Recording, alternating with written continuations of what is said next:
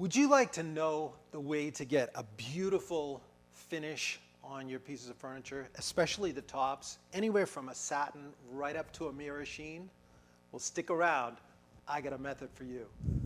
All right, so let's get down to business. Before I explain that, we have a little catching up to do. I want to show you we finished the Queen Anne footstool. And if you weren't in that course, I wanted to at least let you see what it looked like. Someday you might be up for this, but what a jewel, huh? This is beautiful, So beautiful. Beautiful cherry, and this will deepen and darken over time. Classic Queen Anne Cabriole leg. So we had a lot of fun going over the method of sculpting and shaping a Queen Anne leg like this, and the apron with this nice little OG reverse curve. And look at just how the playful lines just flow right up through the cabriole leg, in through the knee bracket or knuckle here that connects, and then right in through the apron. And you have a repeat, just a little smaller version on the sides. But isn't that cool? It's almost like musical the way that line flows. So that's a classic Queen Anne. Had a great time going through this because it was the first time that we've actually made a Queen Anne piece in a course. And so it was like, I'm happy we got here because we can explore some other Queen Anne designs as we go along that are more complex and build upon this. And this is a great place to start, though, if you are interested in that. We even included a little bit on the upholstery, and I had a visit with an older upholstery friend who's done a lot of upholstery work for me, and I'm putting together the video right now. Hope to have that out on Saturday, so look for that. And I visited in his shop, 82 years old, Joseph Portinari. All his life he's been an upholsterer, and he learned from his dad. So it's a little similar to the pug thing, just I haven't spent nearly as much time with him, and it's a whole different thing, but it's really great to watch a master at his craft, and I took a lot of little video of that, so I'm looking forward to sharing that with you too. All right, so let's get started. I want to show you the method for achieving a beautiful finish on the top of a piece of furniture, and this is just a sample piece that I'm going to use, just one of these little round sunburst tops that we made some time ago. And we actually had a Shop Night Live episode where I took this crotch birch pattern material that was in the firewood pile, and I salvaged it and made a nice little compass rose out of it, although it just looks like a blazing star from deep in the heavens. And all that beautiful figure in there. And the rest of this is Cuban mahogany ribbon figure radiating outward.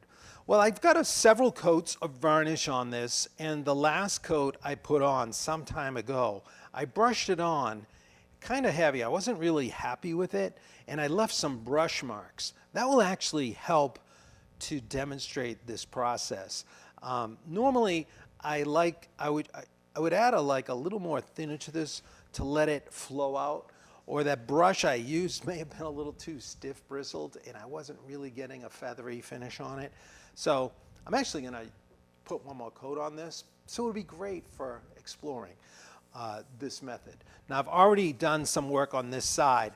This part here is untouched. The challenge with video and a finishing project is getting you to see the sheen. Can you even pick up? You know what? We can tell that there's a distinction between the shiny part and the muted part. I don't know what you call it. So this is really satiny. This has a little more shine. This is untouched in this section right here. Yeah, I was curious if you meant to do that. Yeah, I didn't want to do the whole table, so I'm just going to go through the process with this section, and then we'll start using the other section, because the first step takes the longest, okay? And I've already achieved that on this side. All right, so here we are.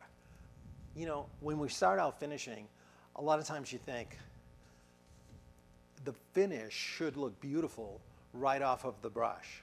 How many people, raise your hand, how many people thought that when they started out? Like, what's wrong with me?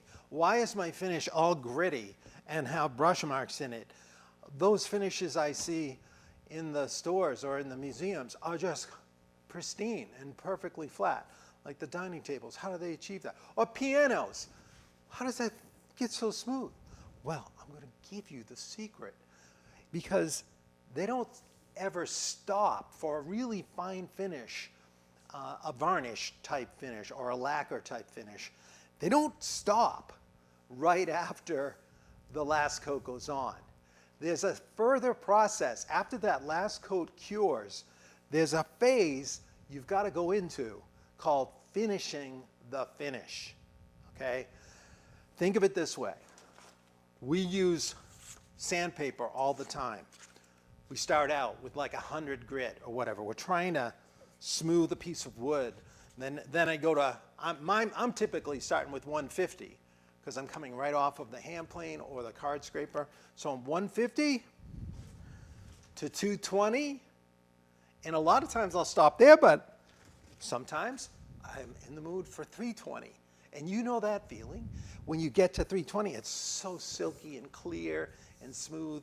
And you've moved up through the grits of paper because it's simple. The grit is just larger on the lower number. So we've got 150, 220, 320, and by the time you're done sanding through those grits, you're removing the scratches of the preceding paper, and you end up with this really nice, fine, clear grain figure. Well, it's just like that with finish. It's hard to believe because we're used to this kind of coarse sanding. If you've never seen this before, but you go through a progression of essentially sanding the surface of the finish and bringing it up to a finer and finer, greater clarity and stopping wherever you want. So we're going to finish the finish and get a beautiful, fine look, okay?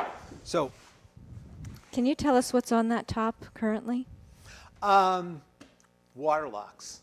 I put several coats of waterlocks on here. I started off with a wax-free shellac, and I actually patted it on with pumice. I was using like a French polish method because I was filling the grain. Sometimes when you veneer like this, especially when you inlay an element like this, you'll have little gaps around the wood. As much as you try, they're not perfect. And so you can try filling it with just layer after layer of finish. It will go in there, but it takes a long time. So you're better off if you can do some type of pre-fill.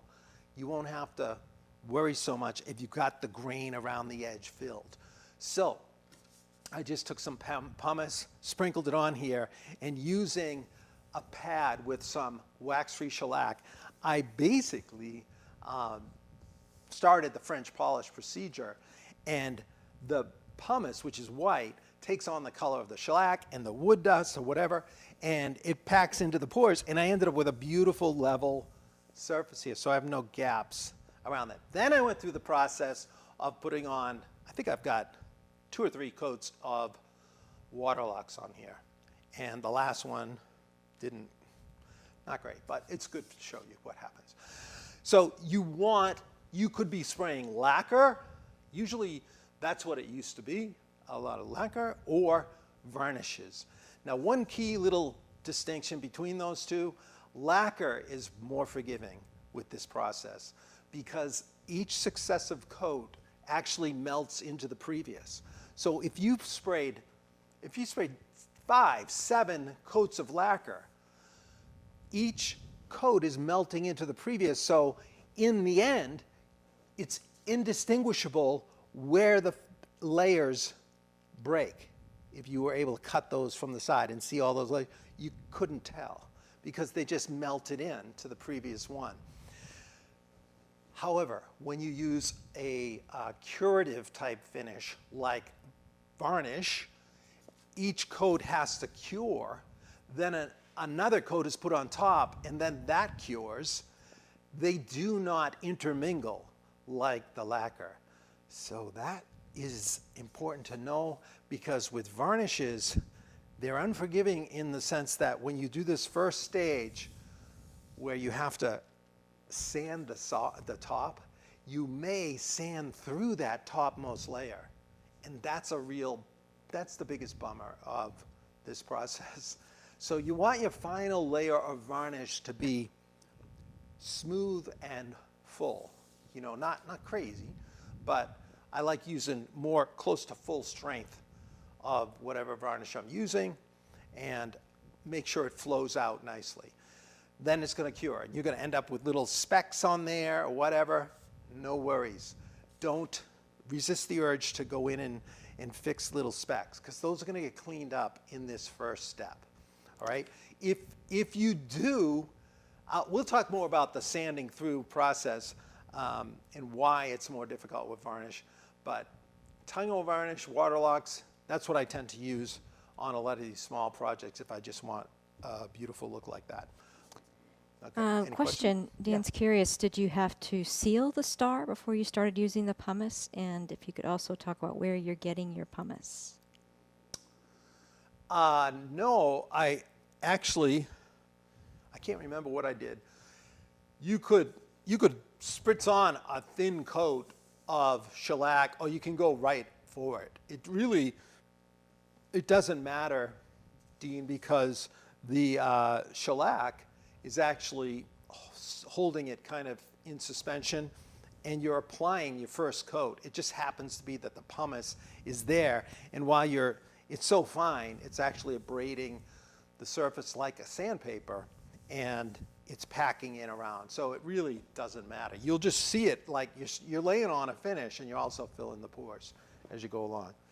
This is actual pumice that I bought probably 25 years ago. I still have half of a thing, because I got away from using this. This was the method I used for a number of years on pieces that needed to be rubbed out. But then I'll show you the new method. I wanted you to see the old method, because this was the method for rubbing out finishes as well. I'm not sure. I assume it's still available if someone wants to check. Places like, I used to buy it at Woodworker's Supply, but in the finishing section of a lot of places, just do a search for pumice, and you may find 2F, 4F, and also rotten stone. I'll talk more about that in a couple minutes. But that should still be available. All right, so I'm going to sit down because I have a better angle at this, and I like to sit whenever I get a chance. So we're first going to do what's called level the finish. So all those imperfections, brush marks, little like bumps, whatever, no worries. We're going to level them right now. And this is the critical phase, because we want to create this nice, even, matte sheen with no high spots and no low spots. So when you're sanding this, you're going to be looking to create that matte. I have it on this side already. I'm going to show you how I got there. Now, the early days, I started with a paper, I think I was starting with 400 grit. That's way, way, way too aggressive. And then I went to like 800 to 1,000 or to 1,200, and then started using the polish. The problem with going up through the grits like that is that, unlike woodworking, it's not as forgiving, because once I got to the higher polishing phase, I could always still see some of the first paper scratch marks, like telegraphing through the finish. You could just see like the 800 scratches were noticeable. So what I do now, and I've read this has been confirmed by another guy, Frank Polaro, who has an article in one of these finishing books. What I do now is just start and finish this leveling process with 1,200 grit, okay? Wet, dry paper. That's what you want, 1200. Okay? You start and finish with that. It takes a little longer like to get the even mat, but when you consider you're not having to change paper and it's safer, you're less likely to go through the layers, and when you're finished, you know the most coarse scratch pattern you have is 1200 grit, and that doesn't show after the polishing. It's really nice, great way to go. So I highly recommend just try this with 1200 if you're going to go with it. If 1000 is the only thing available, you could try it, but it's going to be a little more. I know 1200 is a magic number. 15 will work, but the finer it is, the more it's going to clog and the longer it's going to take to level. Okay? So what are you going to use for a lubricant? Well, you can use water, and you're not going to hurt the finish. You can also use mineral spirits, and so I have used that as well. One caution, if you're using water and your substrate is MDF, make sure you have no little pinholes in your finish, because that water will actually go through that pinhole into the MDF and swell the MDF a touch. And so you're going to be sanding. What happens is that you get a bubble from the swelling, and then after it all dries, after the finish is done, you're going to have a little bit of a depression there. And then you're going to have a depression when you're supposed to deliver this to a client and you notice that that happened. How do I know that? I don't even want to talk about it. We All all right. know it. Yeah. So do you remember that night? I remember many nights like that. Oh my gosh. All right. So we're going to sand this area. I'm going to spritz a little water on there. Okay. Nothing touched here. And I've got a felt block, which is just a firm felt block. I wrapped it in plastic so it doesn't get saturated during this process. And I mean, you can do it without that, but I just don't like the felt block getting all soaked, and I can protect it more this way. And So it's a felt block, that's what you're using? Just Yeah. telling folks what's on the pad, is that all? yeah, inside this plastic, there's a felt block, a 1-inch felt block. These are great to have for rubbing out finishes. It's 2 inches by 4 1/4, 1 inch thick. And these should be available as well. Sorry, I don't have a link for that ready, but we could find one. Or somebody can share a link if you're close to a little search engine there. And these are just work really well for on the surface. If you use a hard material like wood, it's going to be too harsh on the edges. You need something that has a little give to it, because it moves in with the slight contours with the finish. A cork finish on a block will work as also. So you can use the cork, but I think the best option is having a felt block for this process. I only use it for rubbing out finishes. All right, so I'm going to start on here, and where you end up not hitting it is usually the edges.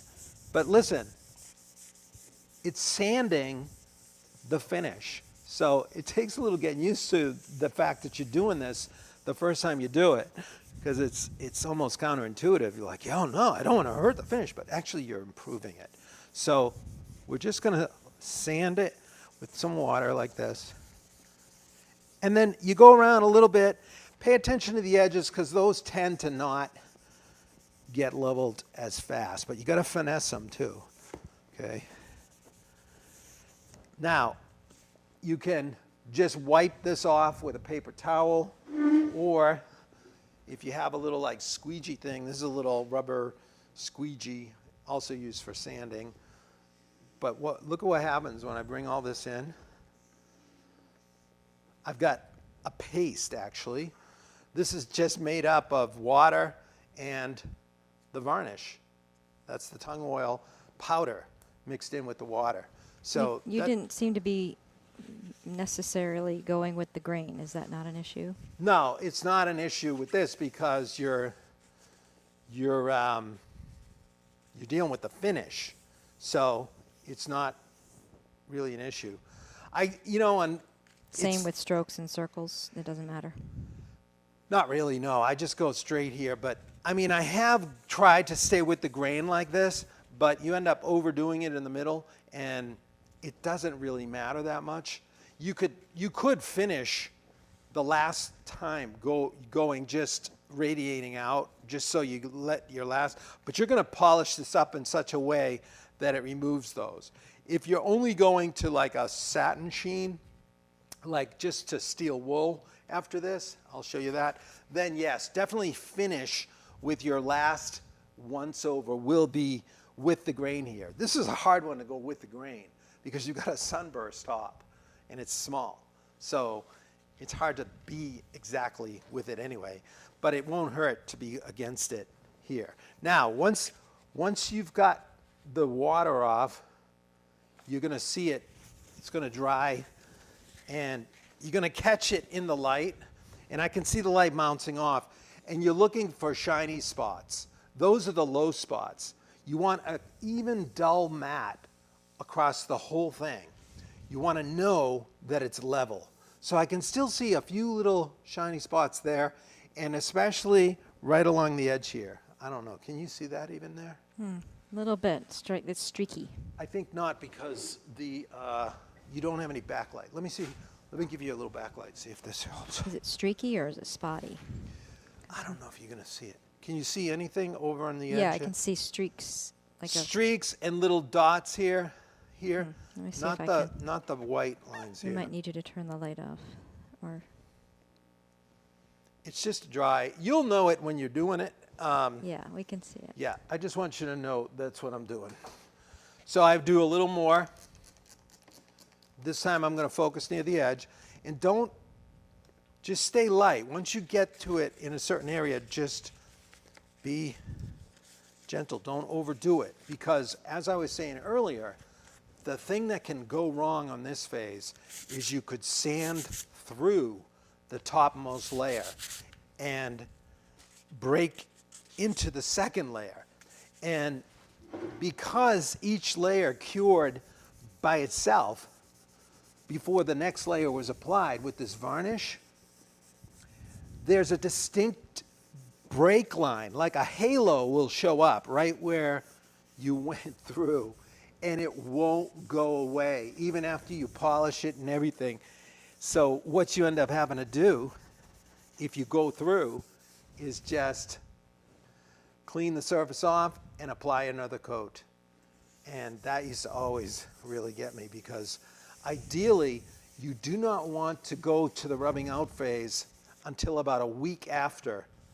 At least a week you'll get better results with varnish, okay? I know it's hard to wait sometimes, but same thing with lacquer. You want to wait about a week if you can, but you can go a little earlier with lacquer because you don't have the same concern about breaking through the layers. So this is just called leveling the surface, leveling the finish, okay? In order to create a good base for the bringing up the polish and the sheen.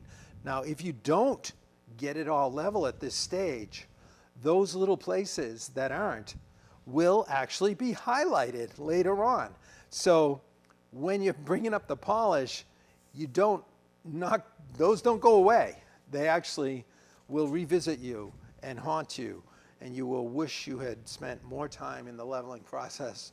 So just take your time and just finesse the little areas. Like I can see near the edges here, I've got a little more here. And anyway, I would just go over the whole thing like that. Now, sometimes on your paper while you're sanding, you're going to get these little pearls of varnish. They glob up on your paper. They clog the paper pretty quickly, really equivalent to sawdust on sandpaper. But these are annoying because they ruin the effectiveness of the paper as soon as those start hitting. I found that I keep a little scrub brush like this. I just cut one in half. I just scrub the paper with my scrub brush, and then look, all those little clogs are gone for the most part, right? So you get more life out of your paper when you're doing this process if you keep a scrub brush nearby. Because it can get expensive if you just go through this over and over. But once they really clog up, you're pretty much done, and it's time for a new piece of paper. Are you ever nervous that the finish is too thin after you've sanded? Yes, I am.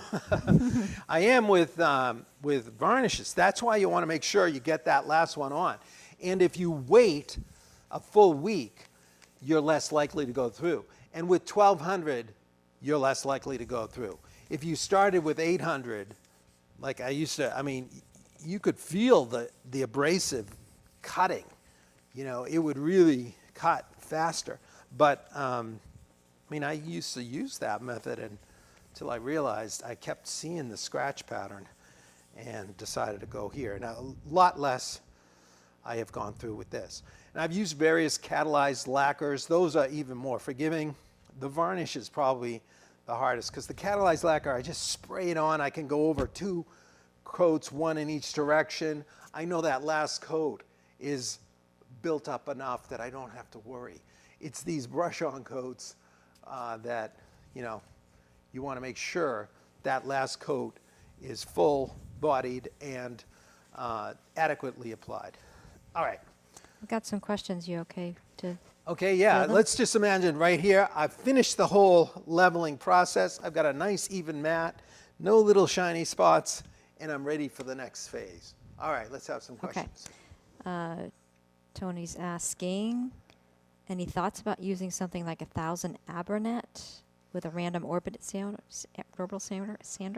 Yeah, Tony, I know there's another method there with power sanders. I haven't used those Abranet, and what's the other one called? You could do it with other papers, yes, you can, with orbitals, but I'm not coaching that method. I'm showing you the hand method right here.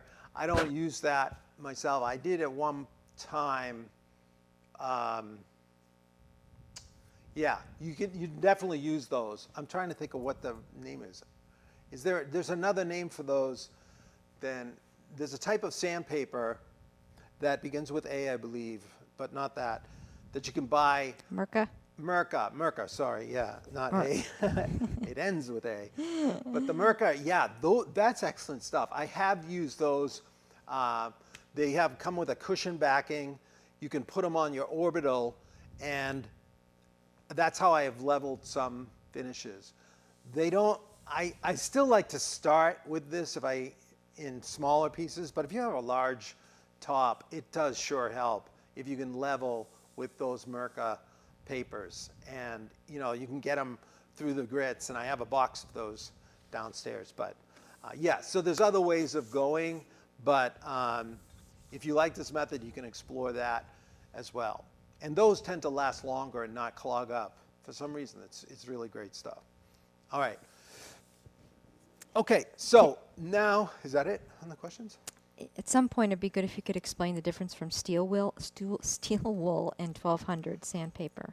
A steel will is when you're really determined and you won't be denied. Yes, thank you. Okay, what was the other question? Steel wool and 1200. Oh, steel wool. Sandpaper. Steel wool. I'm going to edit you out. All right, so that's a perfectly timed question because we've got it leveled. Now, let's say you didn't want to bring up a higher sheen.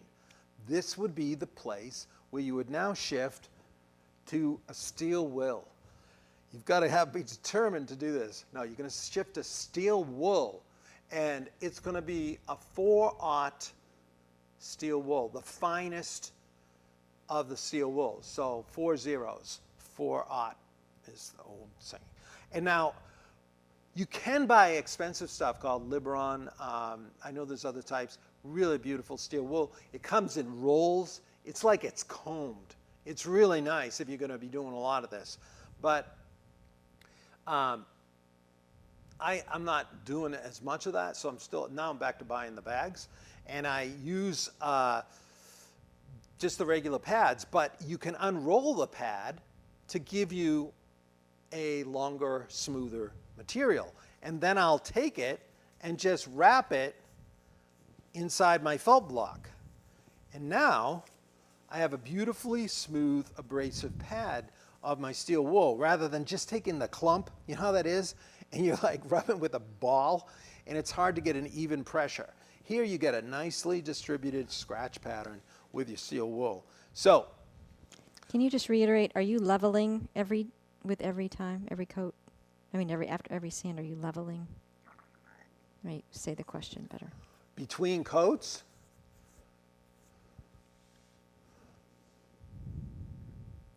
Keep going. I'll get back to the question. I'm sorry. I think I know what the question is.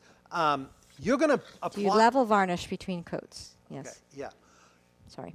No, you don't need to level it, but you're going to follow the directions on the box. Most varnishes require you to lightly scuff sand the surface before the next coat is applied. So in that case, I am doing a kind of leveling. So I usually use a felt block and lightly sand and try to even it up. So you are trying to preserve as level a surface as you can, but you don't do that real intense leveling until you're at the final stage. So yeah, it is a kind of leveling between coats, but not as intense. So that was a good question, yeah. Okay, so this is steel wool. This is 1200. So we're going to see a little difference here. I'm just going to, here at this point, I will use the steel wool in with the grain here. I'm going to create a scratch pattern. This will give you like a satiny sheen, okay? But it is created with a scratch pattern, so it works best if you wait the week. I'm telling you this, if you don't wait, it's not as agreeable. You know, the finish hasn't reached full properties, and it's not as agreeable to this phase. Now, I don't know if you can see the difference there. You see any? Yes, we can. Okay, so it's getting brighter, and there's a nice soft glow on there. And a lot of times, this is where I'll stop. I'll just put a polish on there if you want a more satiny sheen on a piece of furniture. So that's it. So the steel wool is a finer abrasive than the 1200. You can tell because it's bringing up a brighter sheen. So, and man, does it feel silky? Just feel that. I know you can in your mind, right? All right, so once you decide, all right, I want to go there or stop there, you could stop right at the steel wool and just use a polish, but I'm going to show you how you can bring it up to a higher, brighter, even mirror finish. All right. Now, Were you pressing hard on that, Tom? Firm. I'm definitely firm with it. You'll see you're trying to just create an even scratch pattern. You're going to do what it takes to get that even scratch pattern. Because this has cured, this has been several months. This has just been cured, waiting for this rub-out feature. That it's really rubbing out beautifully. So very nice, easy too. And I just went with the grain here, and it's as if, you know, it didn't matter at all which direction I sanded my leveling with the 1200. Okay, so now I'm ready to push it a little higher sheen, and the method for that, old school method, would be to start with the 2F pumice. Okay, I'm going to just do for the kicks. I haven't used this for a long time. Let me just see on here for a second. Trying to get back to where I was. Oh, well, I don't know. Are you trying to look for what you just did? I see what I just did. I'm just looking for how I had it oriented while I was sanding. I think I was like this. Okay, so I just wanted to find what I cleaned off. All right, so let's just go ahead and focus on this area. So this is the 2F pumice. If you feel it, you can feel like a grittiness, finer than like baking soda though. You know how gritty like baking soda is? This is finer than that, but you can definitely feel a kind of abrasive. It's not as soft as like baby powder, you know? It's a little more coarse than that. But you've got that in that. What I ended up doing was I make these balls of like cheesecloth with an oil, or you can use thinner. And yeah, this still has like a paint thinner in it. I can smell it. Or there are rubbing oils that you can buy as well. You could even use like Old English oil. I'm going to just put a little of this on here. Something like this, or even mineral oil. But mineral oil is pretty heavy bodied. That would work as well. Because you need some type of like lubricant for this to scuff. Now, I subdivided my pumice into a little shaker like this. And so I can just spritz a little on. You can put it on your rag too, but let's just do this. You hear that? Listen to this.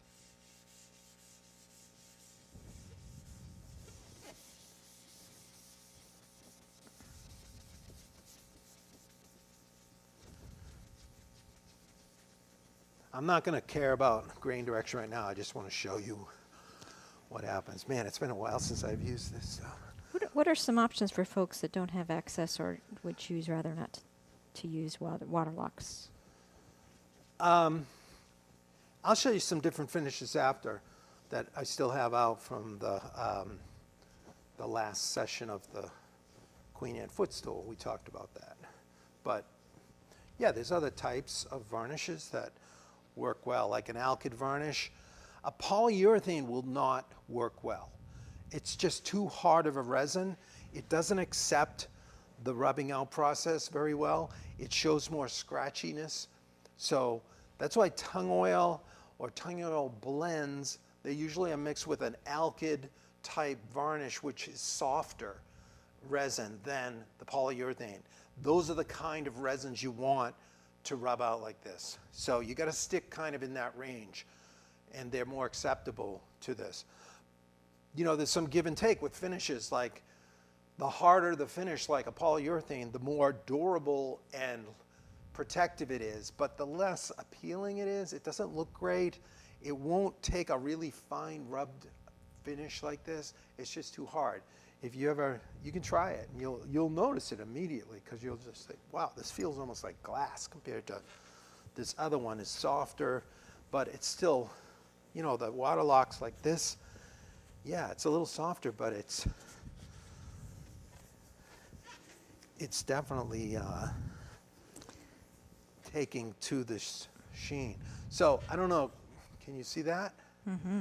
All right, so now it's shinier here, right from the 1200 grit. So you could use that alone and go over this whole thing. This is still the steel wool.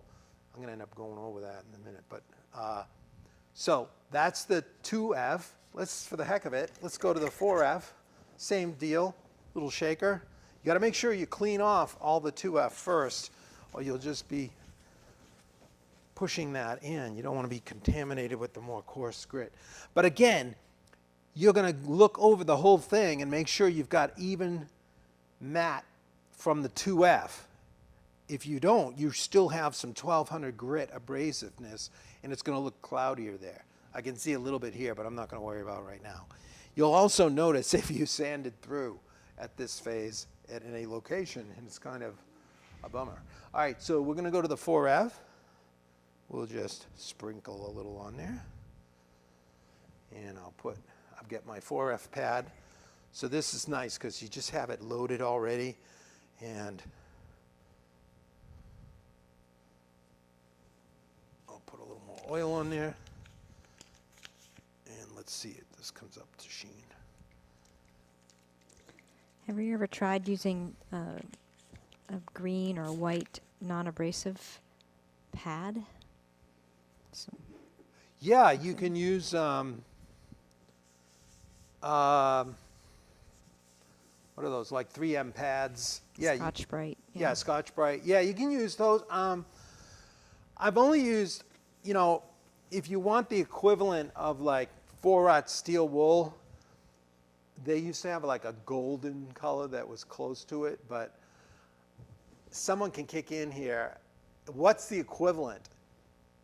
With your experience, actually is good as steel wool. I don't think there is one. I could be wrong, but if they're saying the white one, the white pad is get you the same sheen as steel wool. Super fine Okay. Scotch-Brite pad. Yeah, so there you go. You can try that and see if you get the same sheen as the steel wool.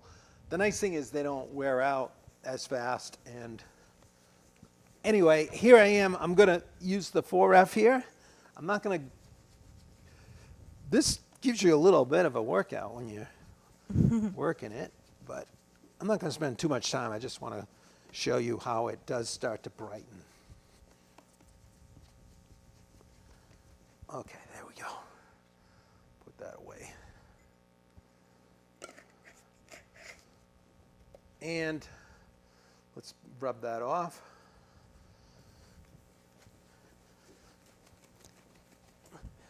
You see it getting shinier? Dan's curious if you ever worry about the oil in the bag. Steel wool bag. The oil in the steel wool bag. Aren't you worried about the oil in the bag, steel wool? Oh, Maybe putting it back in the bag, maybe? I don't know.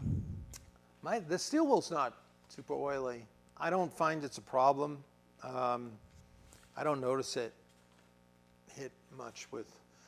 I think it's just in the process that most steel wool has some, but I don't feel it's oily to a point where it's a problem. Can you see the sheen? Yes. Okay, Yes. so now we're at 4F right across here.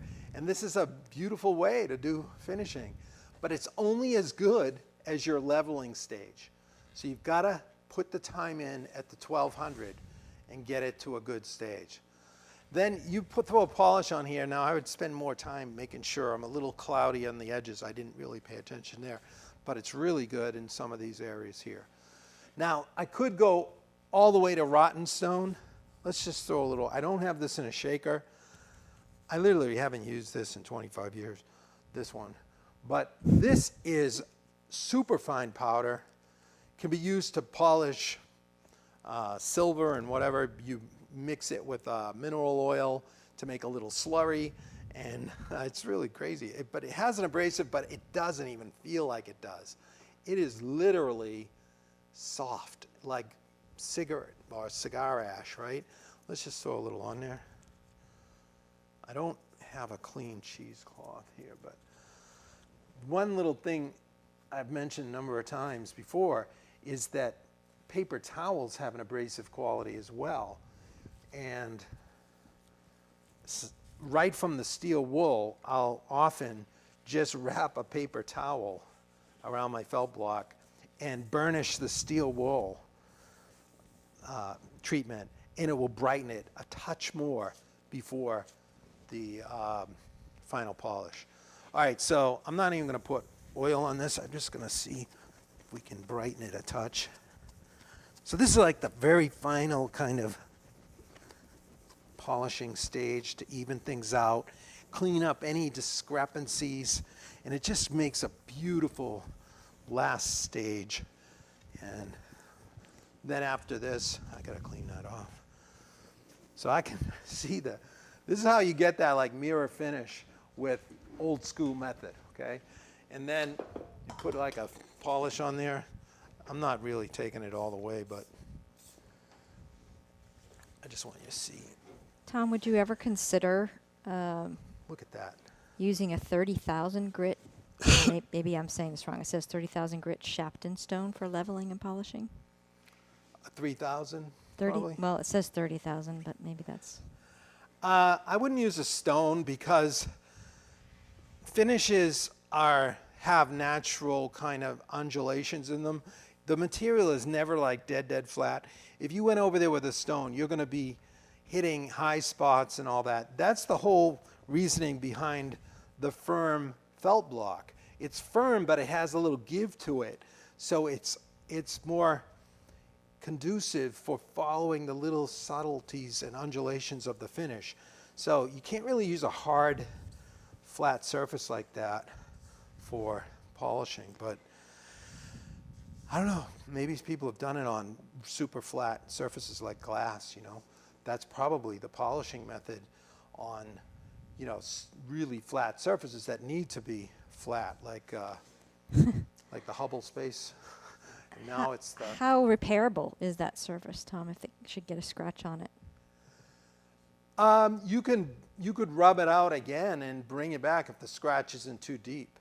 The nice thing about varnishes is, worst case scenario, if the scratch isn't too bad, or eventually you can clean it all off with mineral spirits and steel wool, and then give a sanding and put on another coat. You know, you can always go back like that. But I just want you to see, that's a nice bright finish. Now, that's basically the approach, all right, is to take it up through grits after leveling and bring it to whatever sheen you want to stop at, okay? Now, this half, I just want to show you the more modern method and why I no longer use the pumice, all right? It's just Can I ask a easier. couple questions before you move on? Yeah, let's have those questions. Okay. Any thoughts on what makes you choose satin over a more glossy sheen? Is it preference? Is it Yeah, customer? it's preference. I Okay. mean, you know, a glossy sheen, that was very common on dining tables. You know, years ago, the formality of that beautiful like mirror finish that you can really see the depth and the wood and all that. The real glossy sheens show you almost more depth, but there's a formality to them. So if that's not the feel, the look and feel you want on that particular piece, like you wouldn't ever see like a kind of like a more casual shaker piece or something with a high gloss on it. You just want more of a matte, or almost like the Danish oil finish. You know, the mid-century modern pieces, they have more of an oil finish on it, and even though there are several coats on it, you feel like you could still feel the wood. It has like a soft luster, like a sheen on there, but you know the wood's protected, but you still can feel it. That's a different look. You know, it's warmer, more inviting.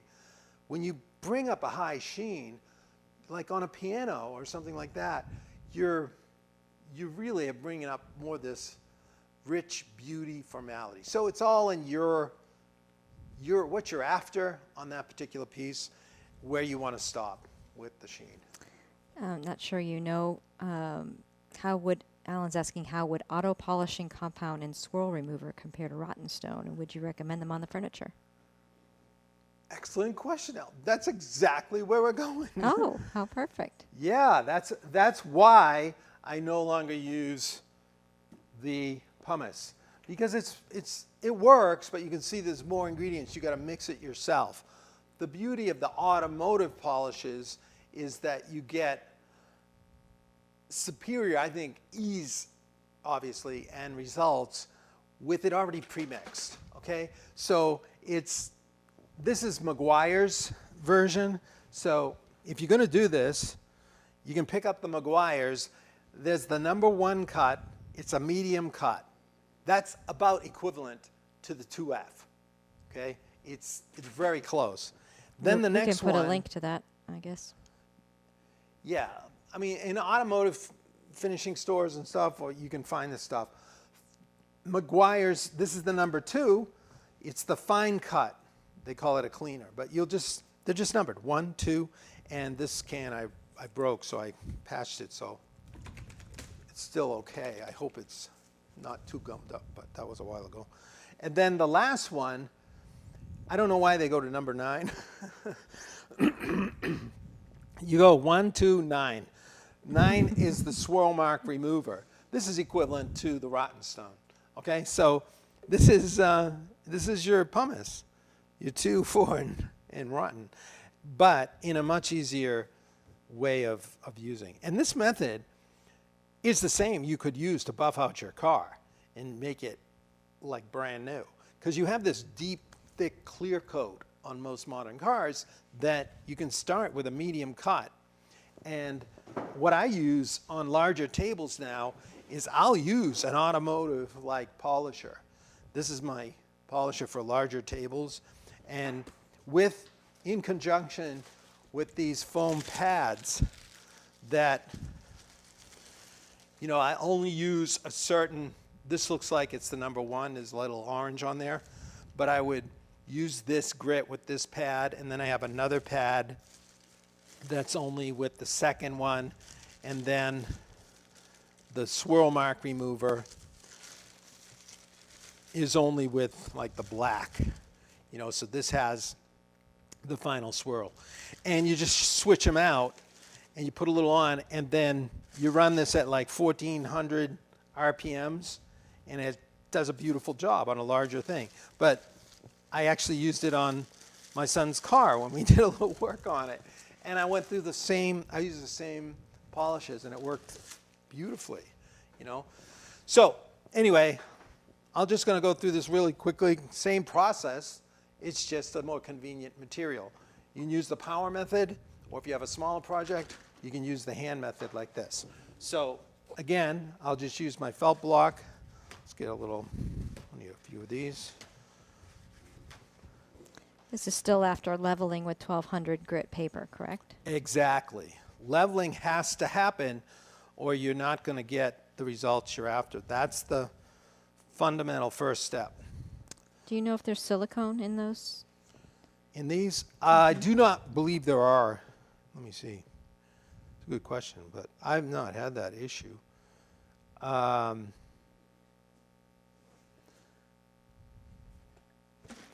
You know what? I think I explored that once, but I can't remember, because you don't want to use silicones if you're going to have a chance of putting on more coats later. Usually it will say. I know in this there's no silicones, but yeah, it has a nice. I don't believe there is. I've used it. Never seen fisheye contamination, which the silicones will create. All right, so here's the medium, and I'll just do it again. Hear it? Sounds just like the 2F, doesn't it? And when you're polishing, it sort of dries, and you can tell when you're done that phase.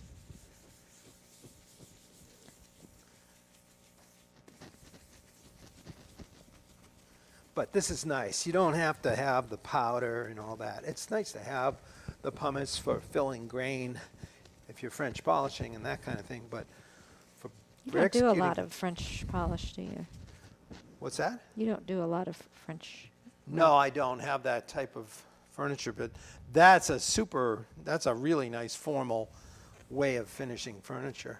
Do you find that the exotic woods respond more to a glossy finish than others? Does it matter? I don't really think it matters. Exotic woods might have more of an oil in them, depending on what you're using, and might appear to, but no, you're still going through the grits like this. But here I've got a nice sheen. It seems it's not as bright as the 2F, so I'll go next. Like I would have done that really adequately, and I cleaned off all that grit.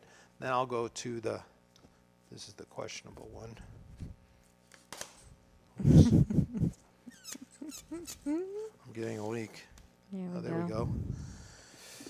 All right, so let's get a fresh paper towel.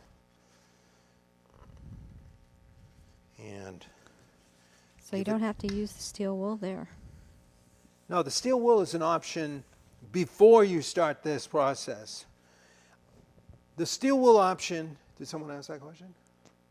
They asked if you still use steel wool in this process. You don't need, you can go right from the 1200 to the compounds, okay? The steel wool is if you just want that sheen. I'm sorry I didn't make that clearer. The steel wool is not necessary when buffing up. If you wanted to just get that little brighter satin sheen and be done with it, you could stop at the steel wool, or you could stop at the first cut, and that would give you a more satiny sheen. Now, a lot of finishes you might get will say they're satin. In that case, they have additives to the finish so that when they dry, they leave a satiny sheen. And what they do, they have additives like stearates that cause the wood the light to disperse and look more satin. It's also a little cloudier, but it greatly simplifies the process. If you want a satin finish, like I will use satin waterlocks a lot on pieces that I don't really want to rub out. So like a chest of drawers, I did this shaker chest of drawers, and the last coat I wiped on was a satin waterlocks. And then after it cured, all I did, I took 2000 grit sandpaper and just lightly hit it and knocked all the nubs off. It didn't change the sheen, didn't show, and then but it softened the finish, and I had a nice satin finish. I didn't have to go through all this work. So you don't necessarily, this is more an approach that you're using on a top of a table where you really want some refinement. So not so much the legs and the apron. You probably wouldn't go to that extent. No, you can, but it doesn't take as much work. So you can brighten that up with just using a rag and buffing it with the various compounds. You'll see it come up pretty fast. For those, obviously, you're not leveling a rounded leg or whatever. You could just lightly sand. If you had a flat apron, yes, you would do a little leveling, but it's nowhere near as fussy, because this is in the reflective light and you see everything going on. So now I've got this sheen, and this is even a little brighter than my other one, but I haven't even hit it with the final swirl mark remover. So let's just do this and we'll wrap it up. So I just cleaned that last surface, hit a little swirl mark remover. Whoops. That was not as thick as I thought it was going to be. I'll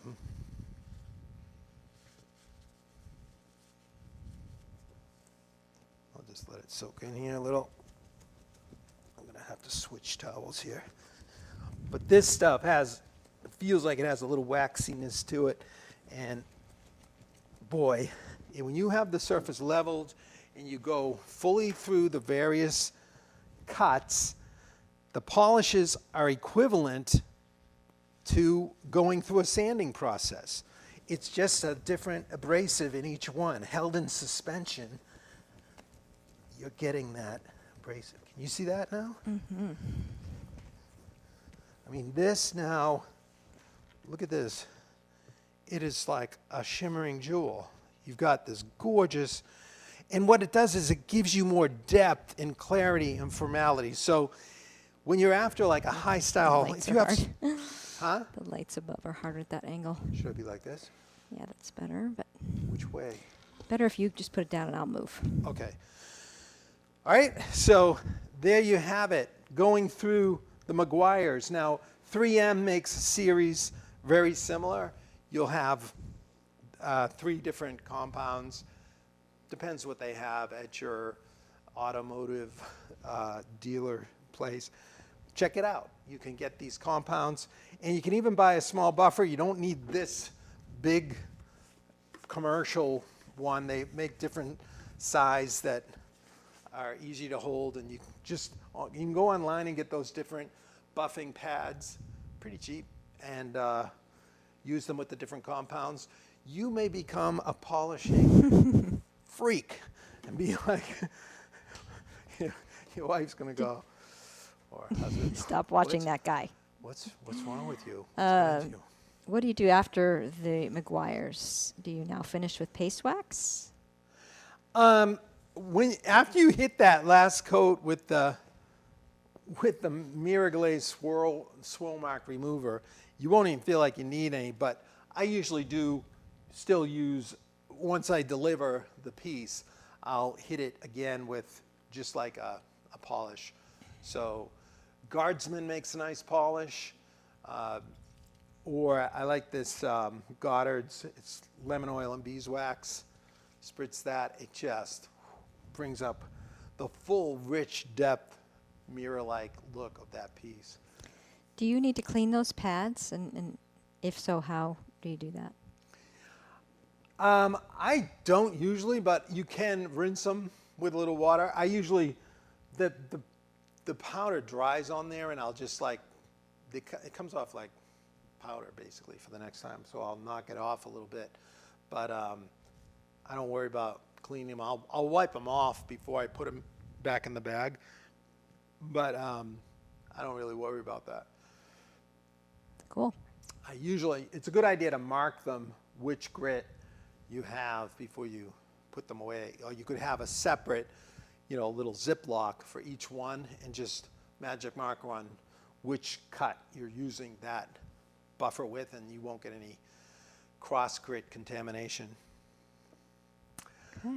All right. I think we've got all the questions answered. I hope that I hit them, guys and girls. All right. Well, I hope you enjoyed that. This is a fun thing to try, and you can get some excellent, beautiful results using a method like this. Is this like French polishing? How does this compare to that? French polishing is a process all around shellac. So it's a buildup of shellac, and you're actually patting on shellac, which has this unique property that you can apply microscopically thin layers that melt into the previous layer, almost like lacquer, but you're doing it really thin. And as you move along, you just keep applying coat after coat after coat. And when you get to the end, using it just basically with a touch of alcohol in there, and after you make your last pass, you have a surface like this, okay? You don't need to rub it out. So French polishing is its own polish. You can end up with like a mirror quality finish just with the layers of shellac built up from that process. This is applying an abrasive polishing action to the surface of an applied built-up finish like lacquer or a varnish. So, and other finish as well, but those are the primary two that you'll be using on furniture. So that's the way to go. This is the way to go for that. You would never use this method on French polish because it's already part of the method. So that's the difference there. All right. All right, everyone. Thank you so much for hanging out. I hope you enjoyed this as much as I did. I think this can give you terrific results and really wow your friends because that's all we're after, right? All right, thanks so much for hanging out in the shop with me and the camera lady. Great job again as usual. Thank you. We'll look forward to seeing you next time right back here on Shop Night Live. Oh my gosh, Joe. Good Wow. night, everybody. Good night, everybody. Thank you so much. I'll see you next week.